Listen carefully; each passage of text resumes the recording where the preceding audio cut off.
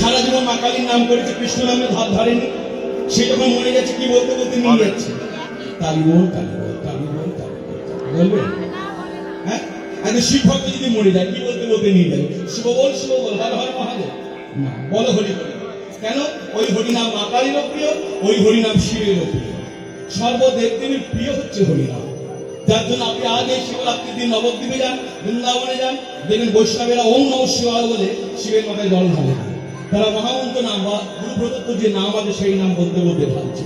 বলে কেন? আপনি প্রশ্ন করুন যে হরিনাম করতে করতে শিবের মাথায় জল দিচ্ছেন কেন? তখন তারা বলবে পঞ্চমুখে রাম নাম দান ত্রিপুরারি। ত্রিপুরারি মানে শিবের আর এক নাম ত্রিপুরারি। সেই শিব পাঁচ মুখে হরিনাম গিয়ে তিনি তুষ্ট হন না। তাকে যদি হরিনাম বলতে বলতে তার মাথায় জল ঢালি বা আরো যা কিছু আছে তার যদি অর্পণ করি তিনি বেশি প্রসন্ন হন। শিখে গেলেন, সামনে শিবরাত্রি আসছে, শিবের মাথায় যখনই দেবেন ওম নমঃ শিবায় ওম বলে না দিয়ে হরিনাম করতে করতে দেবেন, শিব আরো বেশি প্রসন্ন হবে।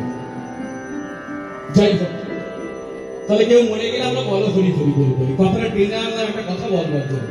2026 সালে দাঁড়িয়ে মাইকের সামনে বলছি, এখনকার দিনে কেউ মরে গেলে আমরা যেভাবে বলো হরি হরি বল বলি না, শুনলে কানে আঙুল দিতে হয়। বাচ্চা বাচ্চা ছেলেরা মায়ের কোন আগ্রহে ধরে, বড় বড় দিকপাল লোক ঘরে দরজা জানলা বন্ধ করে দেয়। কেন? মরা আসছে। কিরকম করে বলে একটু দেখাবো, তাহলে বুঝতে পারবেন যে কি বলতে।